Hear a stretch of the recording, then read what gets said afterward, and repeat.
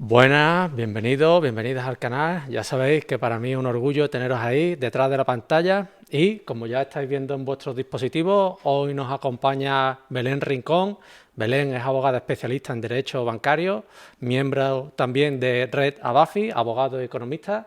Y Belén, compañera, bienvenida al canal. Hola Miguel, bien hallado. ¿Qué tal? ¿Cómo estáis?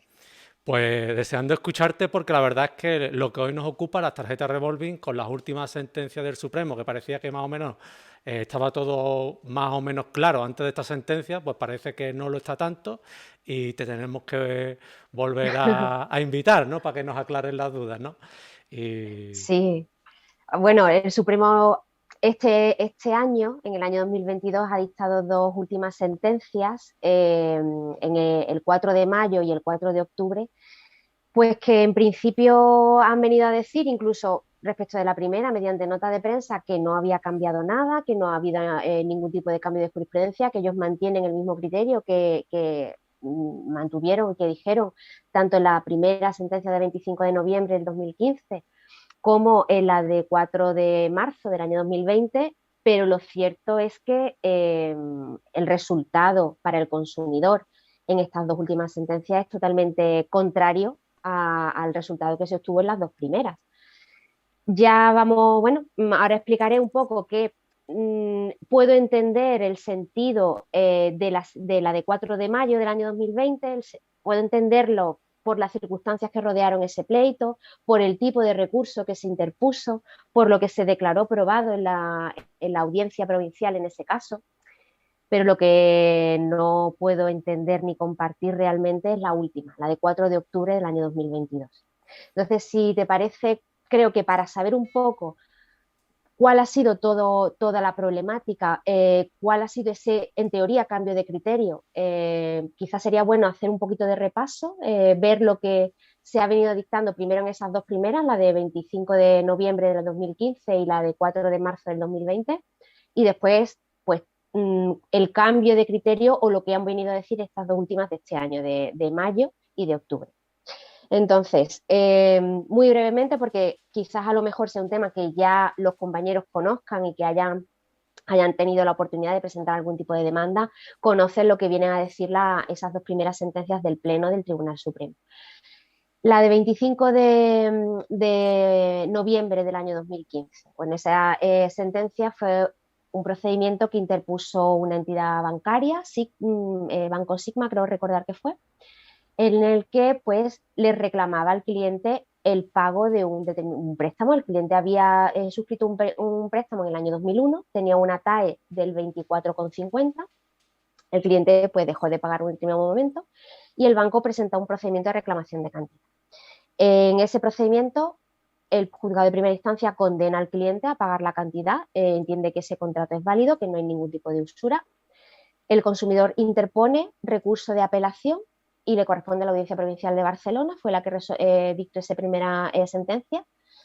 Y la Audiencia Provincial de Barcelona vino a decir que, bueno, el contrato tenía un tipo de interés del 24,50. En el año 2001, que es cuando se contrató, los préstamos al consumo aproximadamente estaban en el 8 o 10%, con lo cual un 24,50 apenas superaba el doble del préstamo al consumo. Esa es la frase que dijo la Audiencia Provincial de Barcelona. Por tanto, entendía que esa diferencia, pues sí, era mayor, pero que no era notablemente superior a ese tipo normal que utilizaba como término de comparación los tipos medios del préstamo al consumo. Por tanto, desestimó el recurso de apelación y el consumidor seguía pues con su condena a pagar la cantidad que le habían reclamado. Interpuso recurso de casación y ese recurso de casación fue el que resolvió el Supremo en esa primera sentencia del Pleno de 25 de noviembre.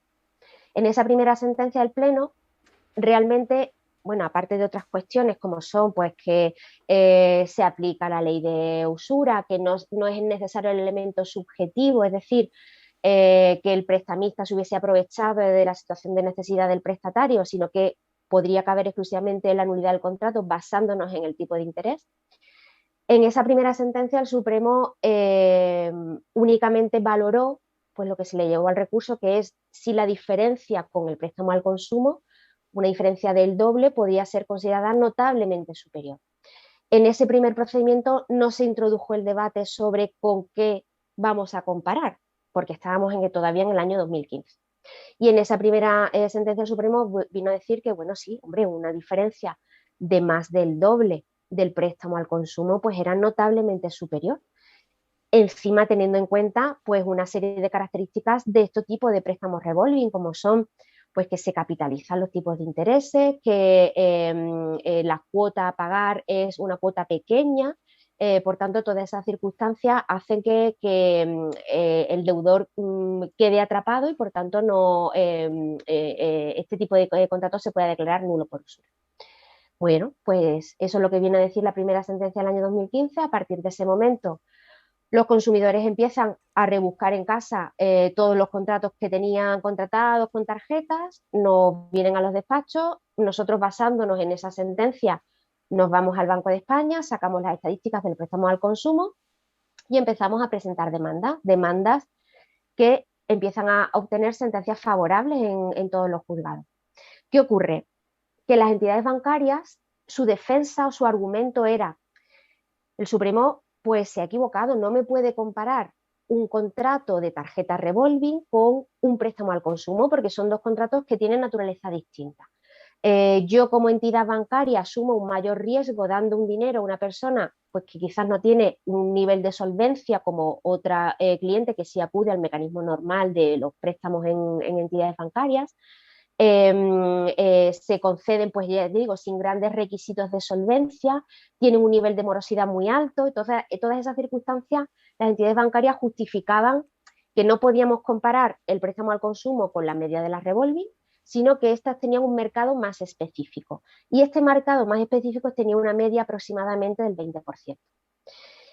¿Qué ocurre? Que esta alegación de tiene una media aproximadamente del 20%, cuando las entidades bancarias iban a buscar las estadísticas al Banco de España en los años 2015-2016, cuando se empezó a presentar demandas de estos procedimientos, no encontraban esas estadísticas porque el Banco de España no las publicaba. Con lo cual empezaron a presionar al Banco de España para que proporcióname la prueba para que yo pueda justificar en los procedimientos que me están presentando que una revolving tiene un tipo medio de interés aproximadamente del 20%. Y esa presión hizo que el Banco de España en el año 2017 empezase a publicar la media de las revolving. Y lo hace en el año 2017 y lo hace de manera retroactiva, es decir, del 2017 hacia atrás, hasta junio del año 2010. ¿Por qué junio del año 2010? Pues porque es la fecha en la que entra en vigor una circular del Banco de España, la circular 1/2010 de 27 de enero, que es una circular que tienen que publicar el Banco de España los precios pues, de los contratos de préstamo al consumo, de las revolving, para cumplir una exigencia de información que impone pues, un artículo del Estatuto del Banco Central Europeo. Entonces, a partir de ese momento, a partir del 2017, las entidades bancarias tienen esa prueba porque se la ha proporcionado el Banco de España para justificar que los contratos revolving es cierto que tienen un tipo de interés superior al préstamo al consumo, aproximadamente 20-21%. A pesar de ello, en los procedimientos, las sentencias que se iban dictando se basaban en la sentencia del Supremo del Pleno del año 2015 y seguían comparando con el préstamo al consumo y seguían teniendo sentencias favorables a los consumidores. Pues uno de esos procedimientos que se presentó en Santander, el consumidor ganó, se condenó a la entidad bancaria, que en este caso era Wizin, declaró la nulidad del contrato y a devolver todo lo pagado de más con intereses. Esa sentencia se recurrió por Wizin ante la Audiencia Provincial de Santander. La Audiencia Provincial de Santander estimó en parte el recurso porque entendió que la cantidad que tenía que devolver Wizin era una cantidad ilíquida, por tanto no tenía que pagar intereses, solamente la cantidad pagada en exceso sobre el capital dispuesto. Y esa sentencia de la Audiencia Provincial de Santander fue recurrida por Wizin ante el Tribunal Supremo y es la que desembocó en la segunda sentencia del Pleno de materia de revolving, que es la sentencia 149/2020 de 4 de marzo. En esta sentencia es la que por primera vez se lleva el argumento de no podemos comparar una revolving con el préstamo al consumo, como venía ocurriendo, porque tienen un mercado distinto. Y en esta sentencia del Pleno del Tribunal Supremo reconoce que efectivamente los contratos de tarjeta revolving tienen unas características propias distintas de un contrato de préstamo al consumo. Da una serie de indicios para poder determinar cuándo estamos ante un préstamo al consumo y cuándo ante una tarjeta revolving a los efectos de la comparativa. Y en ese caso entiende que al estar en presencia de una tarjeta revolving, es cierto que tenemos que acudir al mercado específico.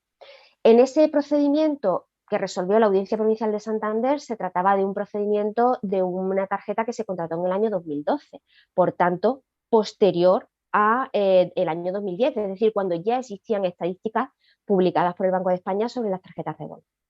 Por tanto, como la Audiencia Provincial de Santander declaró probado que en ese año, en el año 2012, la media rondaba el 20%, el Supremo no entra ahí.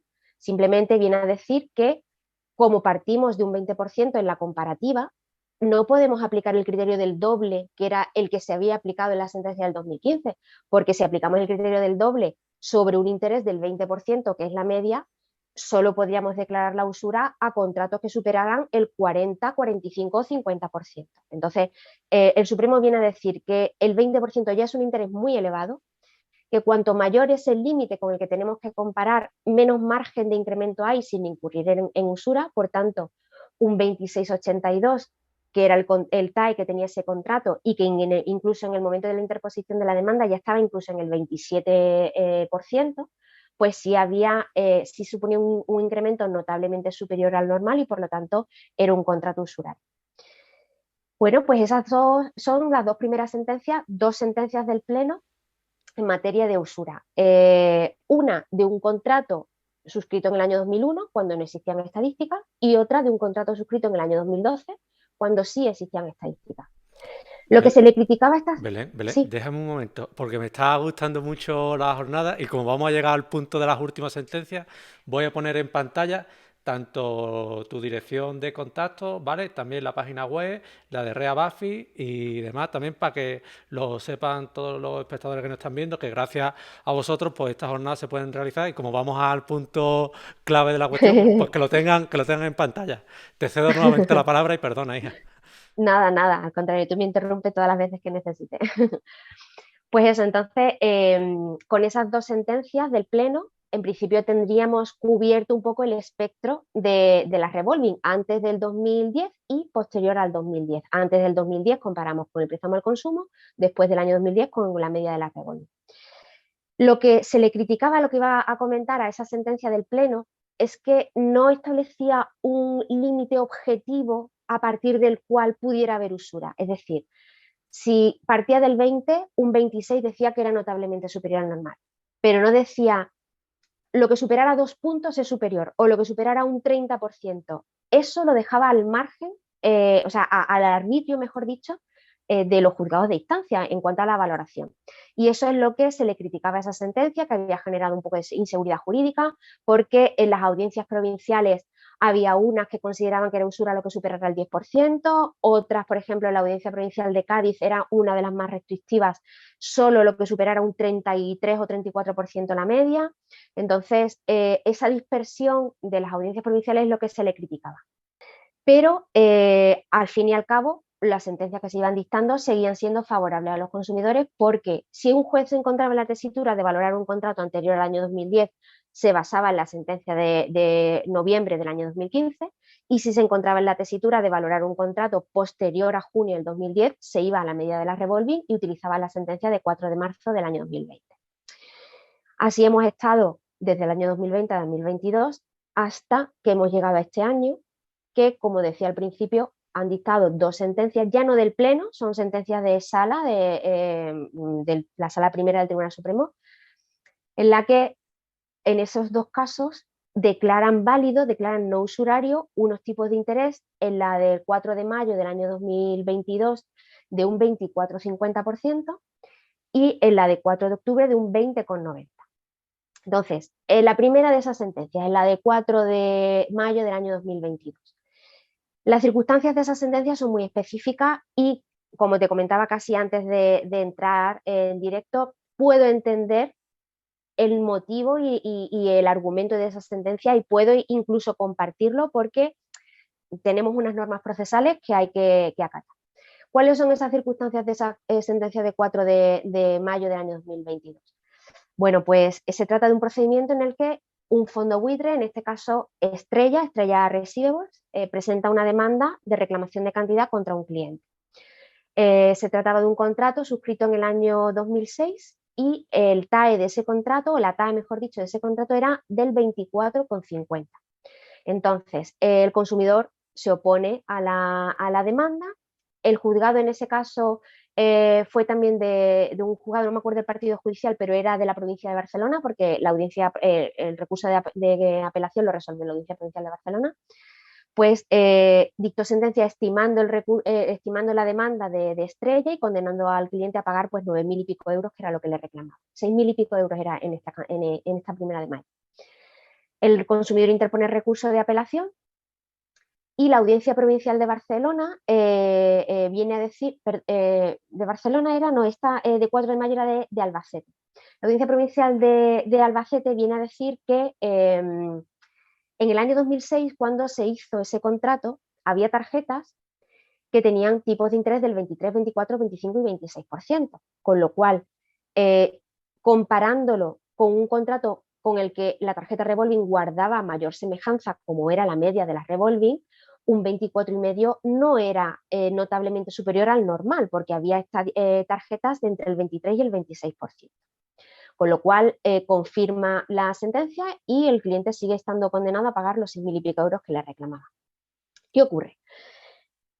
Que el cliente, en ese caso el consumidor, presenta recurso de casación. Yo en este punto abro un poquito paréntesis y rompo una lanza en favor del compañero que presentó recurso de casación en ese momento, porque parece que se le ha criticado el hecho de no haber interpuesto recurso de infracción procesal. Pero bueno, el compañero tuvo que presentar un recurso de casación en el año 2018. En el año 2018 la única sentencia que había sobre el Supremo era la del 2015, porque la siguiente fue del 2020, 2 años después del momento en el que el compañero tuvo que presentar recurso de casación. Evidentemente, como digo yo, el compañero no era Aramis Fuster para saber lo que el Supremo iba a decir 2 años después. Entonces, interpuso recurso de casación porque entendía que esa sentencia de la Audiencia Provincial de Albacete era contraria a la sentencia del Supremo del Pleno del 2015, que era la única que existía en ese momento, porque la sentencia del Pleno del 2015 comparaba con los préstamos al consumo. Y esa sentencia es la que ha resuelto el Supremo el 4 de mayo del año 2022. ¿Qué ocurre?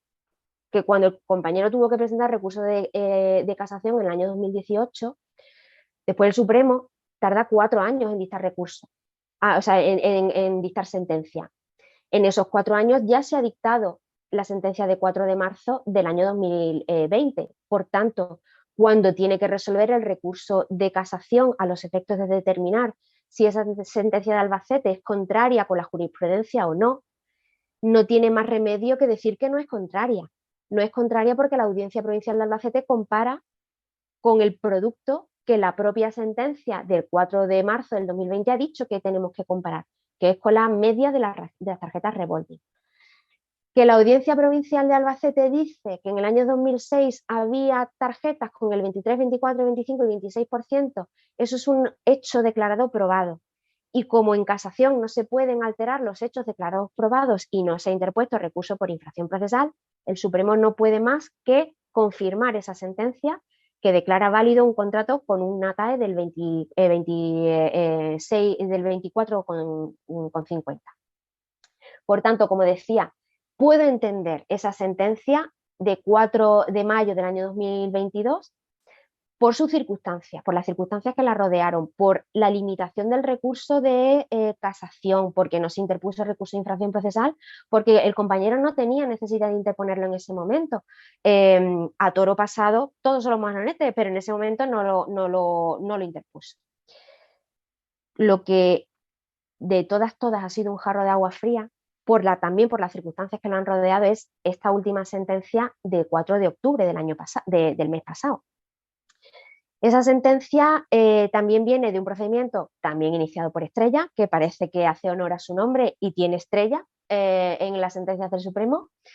Se reclama una determinada cantidad al cliente. En este caso también fue un procedimiento que venía de, bueno, en este caso se tramitó en Galicia, el juzgado de primera instancia fue creo que el de Betanzos, estimó la demanda, condenó al cliente a pagar la cantidad, los 6.000 y pico de euros que se le reclamaban. El cliente interpone recurso de casación y le corresponde resolver a la Audiencia Provincial de La Coruña. La Audiencia Provincial de La Coruña, cuando va a resolver el recurso de casación, en ese caso ese procedimiento era una tarjeta de Barclays que se contrató en el año 2001, tenía una TAE del 20,90 y cuando la Audiencia Provincial de La Coruña va a resolver, se encuentra con que en el año 2001 no hay media de la revolving por parte del Banco de España. ¿Dónde busca la Audiencia Provincial de La Coruña estadísticas? Pues lo busca en el CENDOG, porque se basa para dictar sentencia en la base de datos del Tribunal Supremo sobre productos, o sea, sobre la usura. Busca las sentencias que ha dictado el Supremo en materia de usura y se encuentra con una sentencia de 18 de junio del año 2012 que viene a resumir un poquito cuáles han sido los tipos de interés que el Supremo ha considerado válidos en la jurisprudencia. Dice que hay sentencias que declaran válidos un rango de TAEs entre el 21,55 y el 24%. Por tanto, si cuando la Audiencia Provincial de La Coruña va a resolver sobre un contrato que tiene un 20,90, viene a decir, como en la jurisprudencia, en la base de datos, hay sentencias que declaran válidos contratos con una TAE del 21,55 al 24, esto que tiene una TAE inferior no es usura, por tanto el contrato es válido. Bueno, pues con esos mimbres se presenta recurso. En este último caso sí se presentó dos recursos, infracción procesal y casación. La infracción procesal se interpuso por omisión, por una incongruencia omisiva, porque se decía que la sentencia no se resolvía sobre el efecto de la revolving y la usura del tipo de interés. Sin embargo, este recurso por infracción procesal se inadmitió por una cuestión formal. Ya sabes que los sala de admisiones tiene unos criterios de admisión muy estrictos y en el caso de que no le cites cuál es la infracción que incurre la sentencia y en qué medida esa infracción afecta al desenlace, al fallo de la sentencia, pues no admite el recurso por infracción procesal y eso es lo que ocurrió. El recurso de infracción procesal no se admitió. Nos quedamos solamente con el recurso de casación. De nuevo, un procedimiento en el que el compañero que interpuso el recurso de casación lo interpuso en el año 2019. En el año 2019 solo teníamos la sentencia del 2015 y el fundamento del recurso de casación es que la sentencia de la Audiencia Provincial de La Coruña no utilizaba una comparativa correcta, porque según la jurisprudencia derivada de la sentencia del Pleno del Tribunal Supremo, la comparativa debe hacerse con los préstamos al consumo, que es lo que dijo la sentencia del 2015. Y cuando 2 años después de interponerse el recurso, el Supremo tiene que resolver el recurso de casación, en este caso confirma la sentencia, dice que esa sentencia no se opone a la jurisprudencia del Supremo, pero tiene una frase que es tremenda. Tiene una frase que es tremenda por lo siguiente. Como te había comentado, la Audiencia Provincial de La Coruña no acude a las estadísticas del Banco de España, no acude a otro tipo de informes para determinar con qué tipo debemos comparar, acude a la base de datos de la jurisprudencia.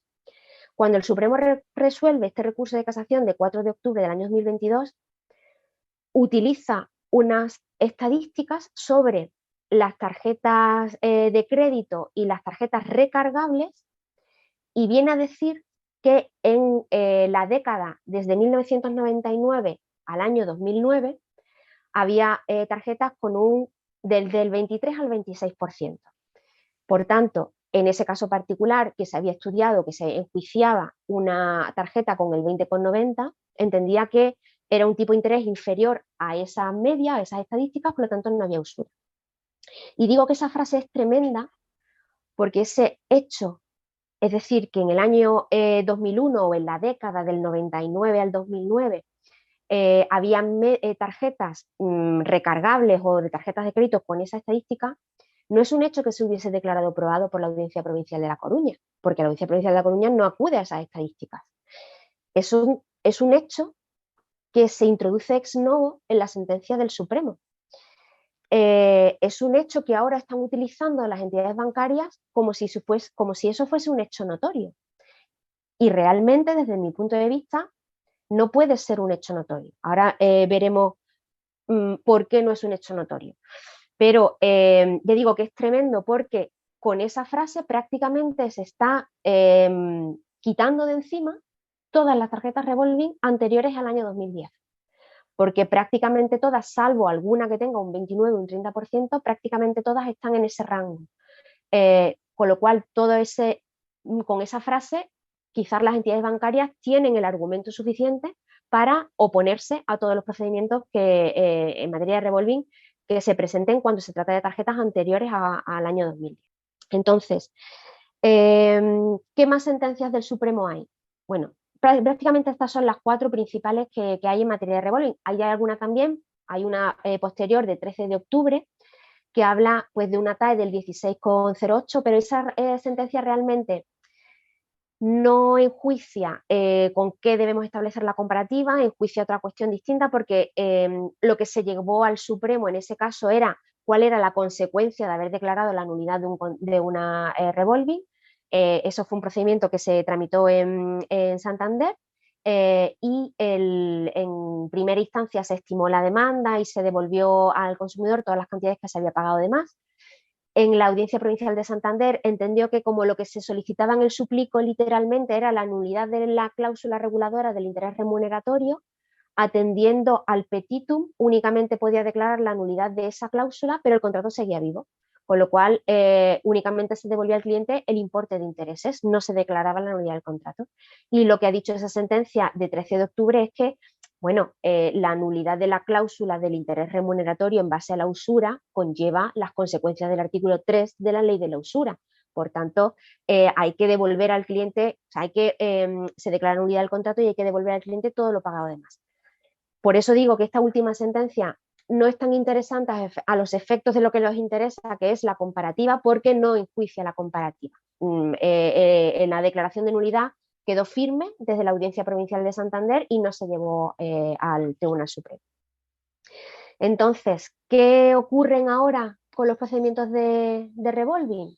Bueno, ya sabes que en Twitter hay mucho revuelo, están los compañeros que no saben realmente qué documentación aportar ahora, cómo salvar ese argumento. Bueno, yo mi consejo sería, primero, no vamos a perder de vista que lo primero que tenemos que hacer es valorar la verdadera naturaleza del contrato que tenemos entre manos, porque en el momento en el que veamos la palabra revolving no tenemos que pensar solamente que tenemos que comparar con la media de la revolving, sino que tenemos que determinar si el contrato que tenemos entre manos realmente tiene mayor semejanza con el préstamo al consumo o con una tarjeta revolving.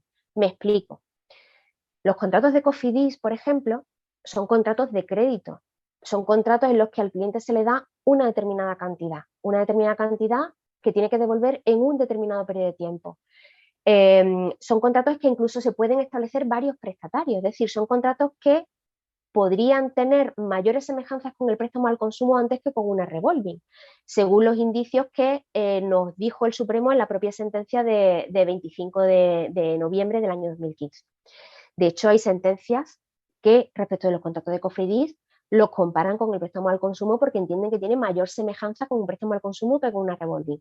Audiencia Provincial de Barcelona y Audiencia Provincial de Madrid. 29 de junio del 2020 la de Barcelona y 5 de junio del 2020 la de Madrid. Con lo cual, en el momento en el que nos encontremos un contrato de Cofidis, podemos utilizar ese argumento. Si son contratos que son de fecha posterior a junio del 2010, sin problema, nos vamos a las estadísticas del Banco de España, buscamos la media de la revolving y comparamos. Las medias el Banco de España lo que publica es el TEDR, es decir, el tipo efectivo de definición restringida, que es el tipo de interés que es de los contratos sin comisiones, que sería más o menos como el equivalente al TIN.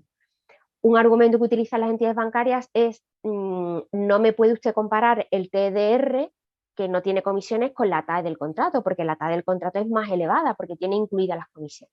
Con ese argumento, cuando el Supremo en el año 2020 dictó la sentencia de 4 de marzo, comparó TDR con TAE y dijo que no había ningún problema en comparar contrastae el coste real del que suponía el cliente con las estadísticas oficiales, que son las que se publican con el TEDR.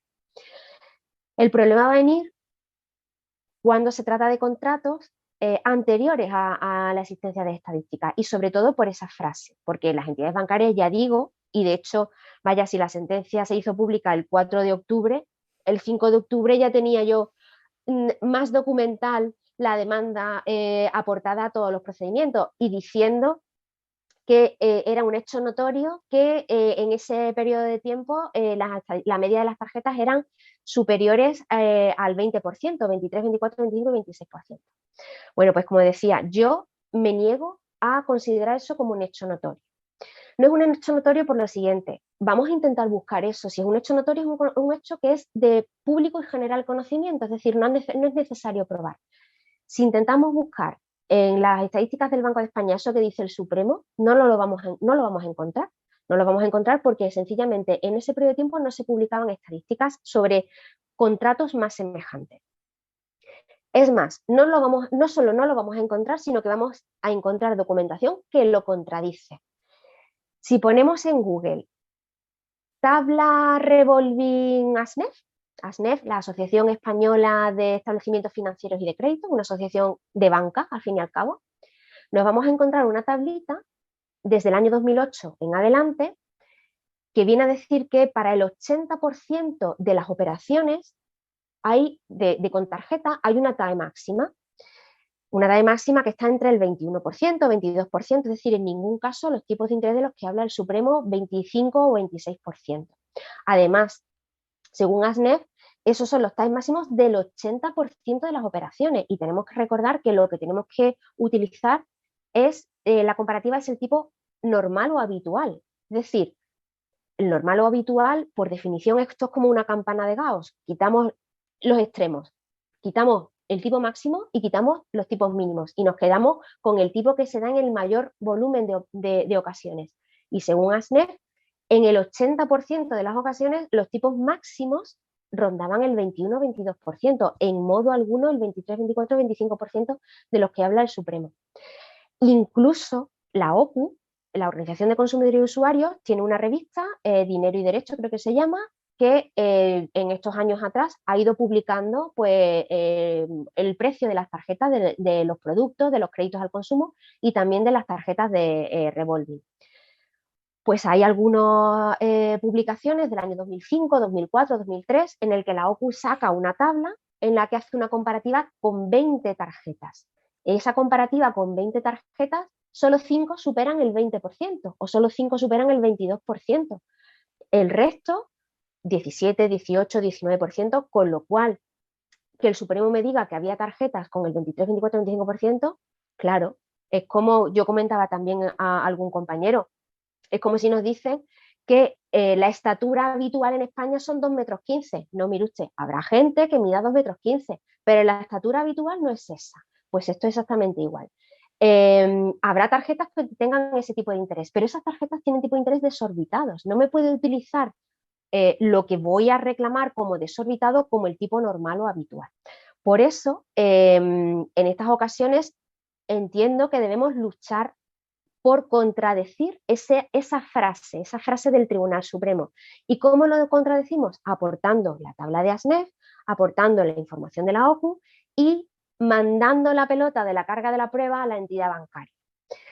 Si yo presento un documento en el que diga que el tipo de interés del año 2008 en el 80% de las operaciones, según ASNEF, está en el 21%, y comparo con ese 21%, mi tarjeta tiene un 25%, superan 2 puntos la media, entiendo que es usura.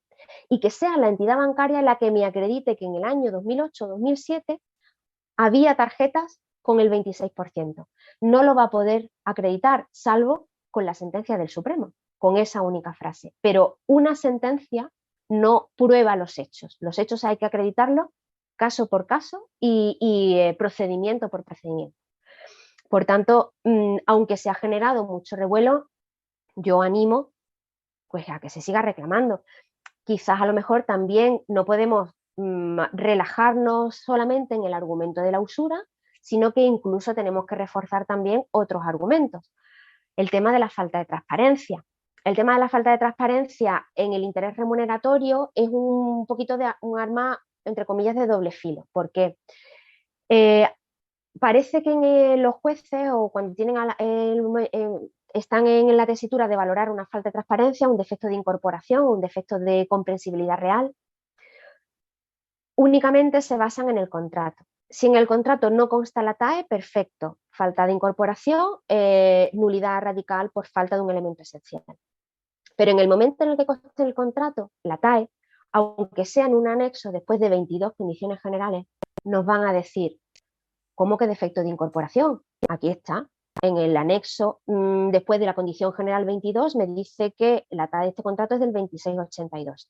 ¿Que es pequeñito? Sí, bueno, es pequeñito, pero se lee. Con lo cual, se quedan un poco, a la hora de valorar el defecto de incorporación, se quedan un poco en la superficie. Quizás tendríamos que justificar un poco la transparencia o la falta de transparencia, mejor dicho, en el propio sistema revolving. Es decir, el sistema revolving obliga al cliente, como decía el Supremo, que muchas veces, bueno, yo soy la primera que lo criticamos mucho, pero después tiene frases geniales como el tema del deudor cautivo. Es decir, a un cliente en el que con un sistema revolving la cuota que tiene que pagar es muy pequeña en relación a lo que tiene que amortizar. La proporción entre la parte de capital y la parte de intereses de la cuota implica que amortizo muy poco y pago mucho interés. Ese interés además se capitaliza, con lo cual voy a pagar intereses sobre intereses. Además me capitalizan las comisiones, las primas de seguro y todo. Con lo cual llega un momento en el que el cliente, aunque no haga uso de la tarjeta, prácticamente está debiendo más de lo que ha gastado. Obliga a los clientes o convierte a los clientes en deudores cautivos que no pueden salir. Ese es el defecto de transparencia por el que debemos luchar y por el que debemos argumentar. Que sean comprensibles para los jueces que no basta con que conste un tipo de interés. El cliente tiene que comprender cómo funciona ese tipo de interés en la vida del contrato. Y es algo muy significativo y que muchas veces cuando doy charla lo digo a los compañeros, muy significativo de la falta de transparencia es el uso que se le ha dado a la tarjeta. En el momento en el que un cliente que usa la tarjeta como si fuese una tarjeta de débito para comprar en Mercadona, para comprar en la farmacia, ese cliente no sabe realmente cómo funciona una revolving, porque está pidiendo un préstamo, está pidiendo un crédito para comprar en Mercadona, para comprar en la farmacia, está financiando al un 26% cada compra que hace. En el momento en el que al cliente se le explica eso, se le abren los ojos y comprende la revolving. Un cliente que comprende una revolving no lo utiliza para esas cosas, para sus gastos diarios, porque se convierte en una cadena y después se convierte en un deudor cautivo. Más argumentos que podemos utilizar, quizás sobre todo para salvar un poco el tema de las costas, en el caso de que no se estime la nulidad por usura, con el tema de la falta de transparencia los jueces se queden un poquito en la superficie, pues el tema de las comisiones de reclamación de posición deudora, el seguro de prima de pagos protegidos, que aunque el cliente te digo por activa y por pasiva que no lo quiero, contrato el producto y está en blanco el recuadrito que dice que quiero el seguro, está en blanco, no lo contrato, a pesar de eso te lo cargan, ellos van por libre, las entidades bancarias. Entonces, todos esos argumentos, usarlos como acciones subsidiarias para seguir peleando la nulidad por usura, puesto que si el Tribunal Supremo nos dice que nada ha cambiado, si nada ha cambiado, vamos a seguir peleando que en el año 2000, anterior al año 2010, al no existir estadísticas oficiales, vamos a acudir a las únicas oficiales que hay, que son o bien las del préstamo al consumo, o bien aportamos las tablas de la SNEF, o bien aportamos la información de la OCU, y seguimos luchando por la usura. Y de forma subsidiaria, para el caso de que haya jueces que quieran desestimar y desestimen, y ahora con esta última sentencia del Supremo lo tienen a tiro, utilizar acciones subsidiarias para que un poco se estimen la acción subsidiaria y eso haga al menos que no haya una condena en contra. No sé si hay muchas preguntas que quieran hacernos los compañeros en esta materia. Bueno, yo lo que creo que los compañeros están un poco como yo, ¿no? Disfrutando de la charla, aprendiendo, porque me ha parecido muy Ujú. interesante todo lo que apuntaba y ahora me gustaría hacerte unas preguntas también desde mi perspectiva. Yo no llevo Revolving, pero más o menos sé cómo funciona y con todas las charlas que he asistido y con todo lo que estoy viendo, más o menos alguna idea tengo, ¿vale? Aprovecho también a todos los compañeros que las preguntas primeras a lo mejor van a ser muy atrás, que nos la vuelvan a poner para que no, porque he visto que antes había muchas, pero que nos la vuelvan a poner. Pero me gustaría preguntarte, Belén, gracias por la jornada, por la explicación, creo que te has vaciado como pocas veces he visto. Y me gustaría preguntarte, ¿no? El tema del hecho notorio, ¿no? Esa argumentación que están utilizando ahora las entidades financieras, ¿no? Es importante, hemos de decirlo, porque si se considera que es un hecho notorio el que no haya sido alegado en la demanda o en la contestación, en su caso, pues le permitiría introducirlo ahora, al ser un hecho notorio. Yo no sé si los juzgados están estimando que sea considerado un hecho notorio o no, y es lo que me gustaría preguntarte. Además de que lo estén intentando, ¿se está considerando como hecho notorio o no? Hasta ahora yo, las sentencias que me han dictado después de la de 4 de marzo y respecto de las que me han aportado esa sentencia intentando alegar que es un hecho notorio, no lo han tenido en cuenta.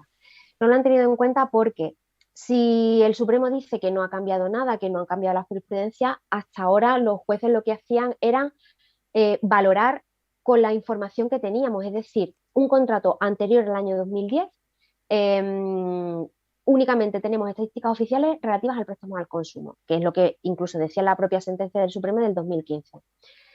En esos procedimientos que ya están presentados, las entidades bancarias presentaban un informe pericial en el que su propio perito sacaba unas estadísticas en las que venían a decir, pues en el año de contratación 2007-2006, extrapolando cuando sí la información de cuando sí tenemos estadísticas, extrapolándolo a los periodos en los que no había estadísticas, resultaría que en ese año el tipo de interés es del 22%, imaginemos. Entonces ahora me dice que es un hecho notorio que estaban en el 26 cuando tu propio perito dice que estaban en el 21. ¿Cómo de notorio va a ser eso? Entonces, ya digo, hasta ahora no me ha ocurrido ni me preocupa porque los jueces van a dictar sentencia con la documentación que tienen sobre la mesa, que es lo que se ha aportado con la demanda y lo que se ha aportado con la contestación. Y con la información que se ha aportado con la contestación, con el informe pericial, me dan ganas de cogerlo y presentarlo yo como documento ahora en las demandas nuevas. La cuestión va a ser las sentencias que se presenten a partir de ahora, que a partir de ahora ya ese informe pericial lo tiramos a la basura porque iban a utilizar ese argumento de la sentencia del Supremo. Yo sigo insistiendo, no puede ser hecho notorio porque ni siquiera está accesible en la base de datos. No solo no está accesible, sino que hay información que lo contradice, como te comentaba antes, con la tabla de ASMEF. Con lo cual, yo no considero que sea notorio. Y si es notorio, que el banco, o sea, si es notorio que me aporte esa estadística donde diga que en el año 2001 o 1999 había tarjetas con el 23%. Si lo que me aporta es la tabla de la OCU, ya digo que se puede salvar, porque lo que tenemos que utilizar lo que tenemos que basarnos es en el tipo que es normal o habitual. No, normal o habitual es el que se da en el mayor número de ocasiones. Habrá tarjetas con un 42%. Claro. No me diga usted que un 42% es normal o habitual. Esa tarjeta que es residual, el 0,2% es usuraria. Compáramelo con lo que no es usura. Entonces ya digo, hasta ahora ese argumento no me preocupa porque por lo avanzado de los procedimientos en los que están, pues ya hay demanda y contestación con documentos por los que poder contestar. Quizá me podría preocupar un poco más en los nuevos procedimientos en los que se presenten ahora, en los que las entidades bancarias sí tienen ahora todavía el periodo para contestar y puedan recalcular ruta, como digo yo, recalcular ruta y aportar ya no el informe pericial que anteriormente aportaban, que incluso basándonos en su informe pericial habría usura, sino pues las sentencias del Supremo u otro tipo de estadísticas que corroboren eso. Pero ya digo, como hecho notorio, hasta ahora no se ha declarado probado o no se ha reflejado así en la sentencia. Pues me parece muy interesante, Belén, y sobre todo que nos has explicado también para cuando lo vuelvan a alegar ex novo, ahora en los nuevos procedimientos, cómo contradecirlo. Y me parece muy importante que hubiera préstamos con un 45, con un 50, pues mire usted, eso no es la media, ¿no? Aquí tenemos que ir a la media. Me parece muy fino ese argumento y ahí se queda para todos los que nos están viendo. Veo que siguen habiendo preguntas, pero me gustaría hacerte otra. Y es que aquí yo me parece como en todos estos temas que el Supremo da bandazo y demás, que al final acaban terminando en el Tribunal de Justicia de la Unión Europea. No sé si aquí podría ser una solución pronta ya para armonizar un poco esto, acudir al Tribunal de Justicia y si hay algún atisbo de que se están produciendo intentos de llegar al Tribunal de Justicia, ¿no? ¿Cómo ves esa opción? ¿Cómo ves esa opción? Pues mira, de hecho hay una cuestión prejudicial planteada que tiene fecha para dictar sentencia el TJUE el 24 de noviembre, o sea, este mes, a finales de mes. Y precisamente una jueza de Castellón de la Plana ha elevado esa cuestión prejudicial. Básicamente lo que es una cuestión, el auto por el que se eleva la cuestión prejudicial es un auto un poco denso y complicado de entender, pero básicamente lo que se le pregunta al Tribunal de Justicia es, primero, si como el tipo de interés es un elemento esencial del contrato y según la Directiva de Consumidores, un juez no puede entrar a valorar un elemento esencial del contrato, salvo que sea no transparente. El hecho de que solamente se solicite en la demanda la usura y no la falta de transparencia, si por el principio de derogación impide al juez entrar a valorar sobre esa transparencia o si de oficio podría pronunciarse sobre la falta de transparencia y una vez que declare que no es transparente, valorar el tema de la usura. También se le pregunta al Tribunal de Justicia de la Unión Europea si supondría casi que un control de precios el hecho de que un juez declare que un tipo de interés superior al 20% o superior al 22% es usura y condene al banco a la nulidad del contrato y a devolver las cantidades. Si eso podría suponer una infracción pues, del principio de libertad de mercado y, en el caso, y si se infringe o no el principio de seguridad jurídica, el hecho de que el Supremo no haya fijado un criterio objetivo 2% o 2 puntos por encima, sino que se deje un poco al arbitrio. Esas son cuestiones que se le plantean al TJUE. Ya digo que hay el 24 de noviembre, a final de mes, es cuando está previsto que el TJUE dicte sentencia en esta materia. Es una cuestión prejudicial que se planteó por un contrato de CTLM.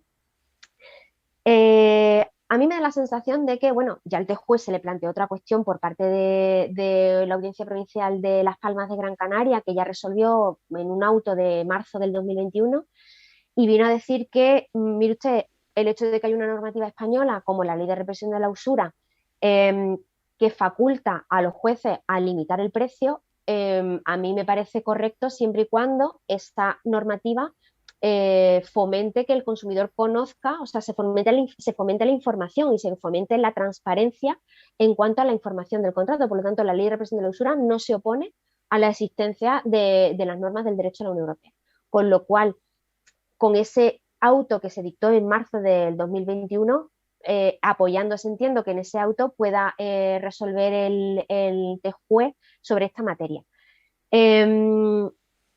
Vamos a saberlo en breve, porque ya digo que el 24 de noviembre es cuando está prevista la sentencia, por tanto, quizás a lo mejor para diciembre hacemos una tercera intervención para hablar de esa sentencia del TJUE sobre la Revolve. Pues eso estaba pensando yo, eso estaba pensando yo. Cuando has dicho 24 de noviembre, digo que no queda muy lejos, vamos a... Ya has mirado el calendario. De verdad que lo he pensado. Bueno, tendría muchas más preguntas para hacerte porque se me plantean, pero vamos a dejar también a los compañeros, ¿vale? Que para eso están aquí. Dice Miguel Tocayo, abogado.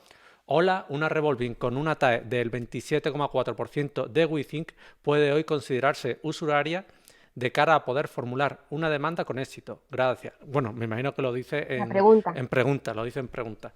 El contrato es posterior al 2010, 27,4%. ¿Es usuraria o no es usuraria? Hombre, yo eso lo veo clarísimo, 27,24. Si vamos, incluso con esa frase del Supremo que nos viene a decir que había tipos habituales de entre el 23 al 26, este incluso lo supera.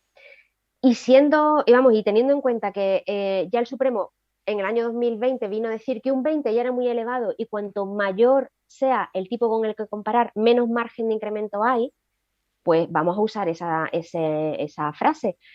Incluso con esa sentencia, tomando el tipo máximo, el 26%, esto incluso lo supera. Con lo cual yo ahí veo vía libre. Es más, yo tuve una sentencia hace poco en Estepona, que una sentencia con del 27,24, con esa sentencia de marzo, la jueza me desestimó la usura. Yo la he recurrido a la Audiencia Provincial de Málaga. Estoy convencida que un 27,24 es usurario sí o sí. Y espero que la Audiencia Provincial de Málaga me lo corrobore. Pero yo que sí, yo entiendo que con ese tipo de interés no debería haber problema.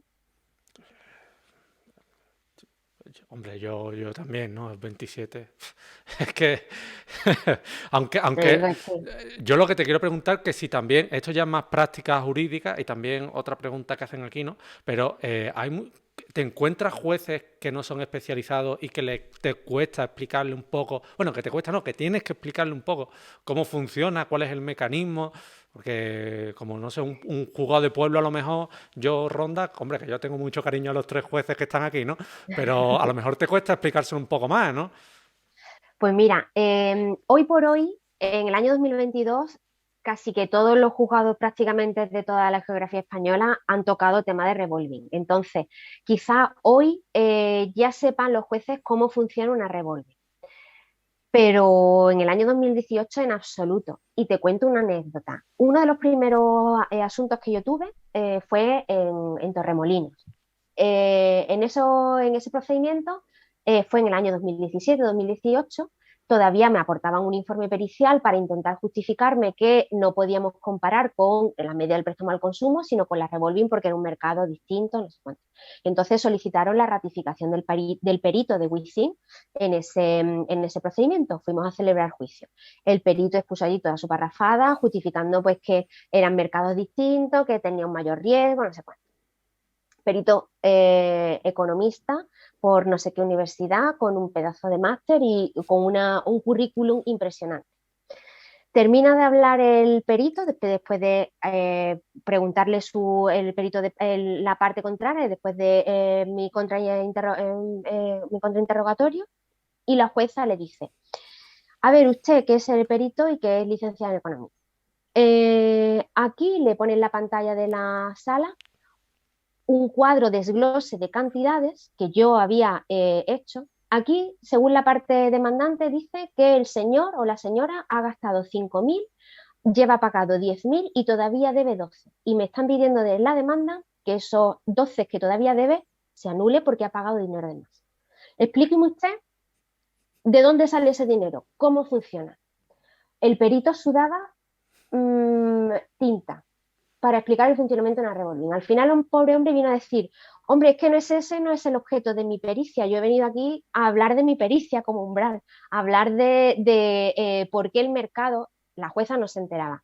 Y la jueza, como no se enteró, cuando en mi trámite de conclusiones me dijo: a ver, letrado, usted que ha redactado la demanda y ha hecho este cuadro, a ver si usted me puede explicar cómo funciona una revolving, porque yo no me ha quedado nada claro con la explicación del perito.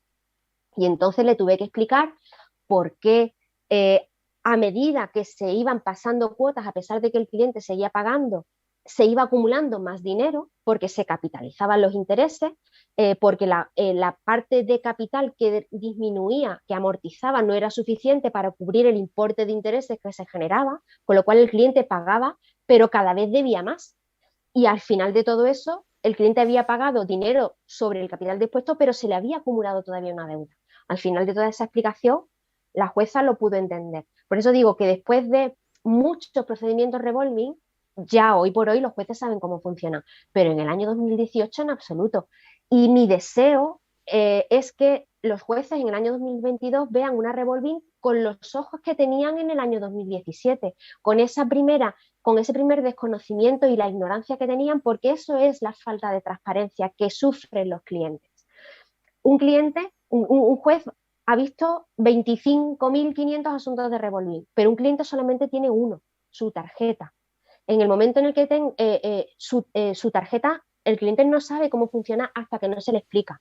¿Y cuándo se le explica? Cuando le lleva los papeles al abogado. Es que yo esto no sé por qué, si nada más que estoy pagando, pagando, pagando y sigo debiendo lo mismo, nunca dejo de pagar.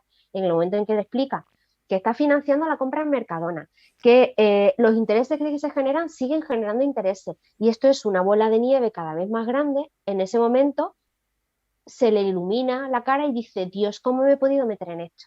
Pero eso lo saben en el momento en que le llevan los papeles al abogado. Cuando te hacen la tarjetita en el Eroski o en el Vialia o te llaman por teléfono o acuden al bar donde estás tú poniendo café y te hacen firmar un formulario, es el comercial, no te lo explica. Y eso es la falta de transparencia que tenemos que luchar. Y también, por eso me parece espectacular este directo. Tú nos has dicho cómo tenemos que formular esa falta de transparencia, no en el TAE, no en atacar el tipo, sino en cómo funciona, ¿no? Ahí me parece, Efectivamente. ahí parece que no, pero estoy atento, parece que no. Aprovecho también para saludar a todos los nuevos seguidores, a Paco Hueso, que también veo que está en el canal, hay muchos comentarios. También dice Estefanía, vamos a responderle que Estefanía es seguidora habitual, también te dice que explicas muy bien y te da las gracias también. Dice Estefanía, eh, ¿procede a acumular a una demanda las acciones por dos tarjetas? Es decir, que un cliente tenga dos tarjetas con una misma entidad financiera, ¿procede a acumularlas? Hombre, si las dos son usurarias, a lo mejor una sí y otra no, ¿no? Pero ¿procedería a acumularlo o no, Belén? Aunque sea un poco... Sí, procesalmente la acumulación objetiva de acciones, es decir, creo que es el 70 y tantos de la ley de enjuiciamiento civil, se pueden acumular las acciones que tenga uno contra varios o varios contra uno cuando vengan del mismo título o causa de pedir. Entonces, si tienes varios contratos de revolving contra la misma entidad bancaria y el fundamento es el mismo, la usura, se pueden acumular. De hecho, muchas veces se han desglosado, se han presentado demandas por separado y las entidades bancarias nos dicen que estamos buscando costas, que estamos engordando los procedimientos, vamos a acumular. Y entonces cogen y te acumulan los dos procedimientos en el mismo.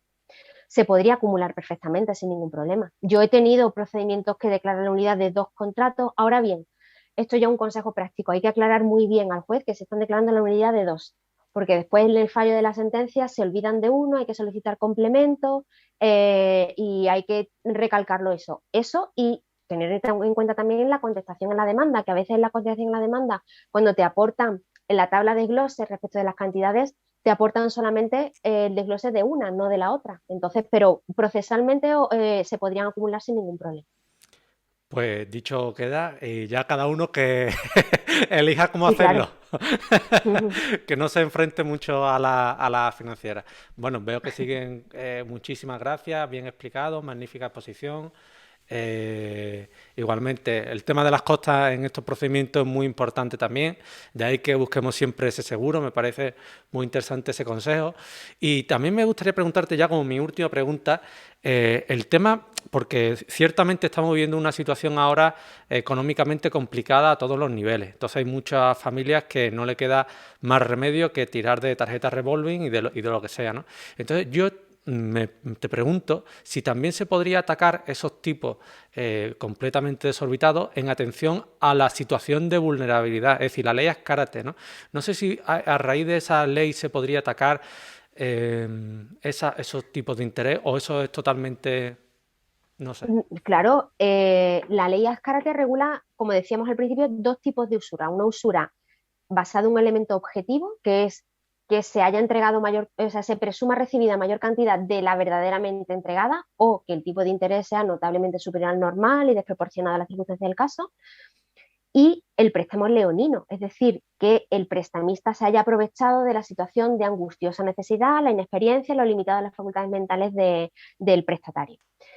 Pero esa situación de angustiosa necesidad hay que probarla. En ese caso, la carga de la prueba sí nos corresponde a nosotros. Entonces, eh, podríamos justificar que en una situación económica en la que me sube el tipo de interés, no me llega la cuota para pagar la hipoteca, me sube la gasolina, la luz, toda la cesta de la compra me sube. El sueldo no sube, no se estira tanto, con lo cual el único modo que tengo para ello es tirar de tarjeta. Se podría justificar en esa situación de angustiosa necesidad, pero habría que probarlo. Y quizás a lo mejor no sería, porque claro, esa situación de angustiosa necesidad casi que a todos nos afecta por igual. Las circunstancias económicas, la subida del IPC, tendríamos que justificar una circunstancia incluso mayor. Me explico. Pues que tengo una ejecución hipotecaria y tengo fecha de subasta para tal fecha. Tengo que coger el préstamo de Cofidis para pedir 20.000 euros, consignarlo en el juzgado y quitarme la fecha de subasta para tal momento. Esa circunstancia quizás más específica, no una circunstancia económica global que quizás nos afecta a todos por igual. Pues muchas gracias. Yo aprovecho para preguntártelo todo Sí, sí. y veo también que te lo están agradeciendo aquí José, Mira, muy bien, Belén, Calle 1520, muchas gracias. Hace una pregunta y ya esta dejamos la última pregunta porque la he leído, ¿vale? Pero muchas gracias a todos los que estáis comentando. Y voy a leer la pregunta, ¿vale? De Calle. Muchas gracias. Respecto a la resolución de la cuestión prejudicial que has comentado anteriormente, ¿cuál podría ser el peor escenario? Bueno, yo si quieres, esa, como estamos hablando, ya te he medio tomado la palabra para hacer un próximo directo. Cuando tengamos la resolución, lo analizamos, ¿vale? Cuando tengamos la Vale. resolución, la analizamos y... Porque también no me gusta pasarme de la hora por los invitados, que no quiero que esto sea una tortura, aunque yo de verdad lo disfruto. No. Yo lo disfruto. Yo también lo disfruto, yo creo que se me nota en la cara. Pues Belén, a mí me gustaría, bueno, a todos los compañeros que nos estén viendo, ahí tenéis los datos de contacto de Belén, ¿vale? Tanto el Twitter, la dirección de correo, la web, ahí tenéis también el logo de Red Abafi, abogado y economista, ¿vale? Las redes sociales comparten mucha información, yo lo sigo y aprendo también.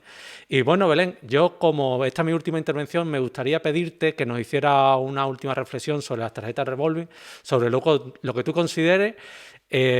Vaya, totalmente libre. Y de verdad, compañera, muchas gracias por pasarte nuevamente por el canal. Pues nada, muchísimas gracias a ti. Ya sabes que yo estoy encantada. A mí estas cosas me gustan y sobre todo por intentar aclarar un poquito la situación y aclarar dudas a los compañeros bueno, quienes nos estén viendo a través del canal. Una última reflexión de la revolving. Yo insistiría, como también he venido diciendo, pues por redes sociales, no podemos dar esta batalla de la revolving por perdida. Eh, las tarjetas a partir de junio del año 2010 en principio no ha cambiado nada. Respecto de las anteriores tampoco ha cambiado nada. Esa frase demoledora del Tribunal Supremo no podemos tomarla como si fuese la Biblia porque hay documentación que las contradicen. El problema de esa sentencia, ya digo, es que se introdujo ese hecho en la propia sentencia cuando ni siquiera se había declarado probado ni en la apelación ni en la instancia, pero por la propia información de ASNEF y de la OCU se puede rebatir. En cualquier caso, quizás con el término ya no jurídico de la usura, sino el término coloquial de la usura, un cliente que después de 15 años pagando 100, 200 euros, todavía no ha terminado de pagar los 3.000 euros que dispuso, sí o sí debe haber usura. Y debe haber usura aunque el tipo de interés sea del 19 o del 20%, porque lo grave de este producto es el sistema de capitalización. El sistema de capitalización es lo que le da la puntilla a los clientes, lo que hace que no puedan sacar la cabeza, lo que genera una deuda terrible que únicamente pueden salir de ella obteniendo un préstamo normal, cancelándolo y después valorando reclamar lo anterior. Con lo cual, que no tengamos la sensación de que esta batalla está perdida, insistamos en la usura con esa mayor documentación a aportar y también la falta de transparencia en el propio sistema revolving, que quizás eso sí que va a ser objeto de resolución por la parte del CJUE en la próxima sentencia y en el momento en el que la tengamos, pues nos volvemos a encontrar y la comentamos. ¿Vale? Pues muchas gracias, Belén, y por animarnos a seguir en la batalla, ¿vale? Claro que sí. Muy bien. Pues yo encantada. Cualquier cosita, pues vamos hablando. Perfecto, muchas gracias y gracias a todos los que nos habéis acompañado. Muchas gracias a todos. Un saludo.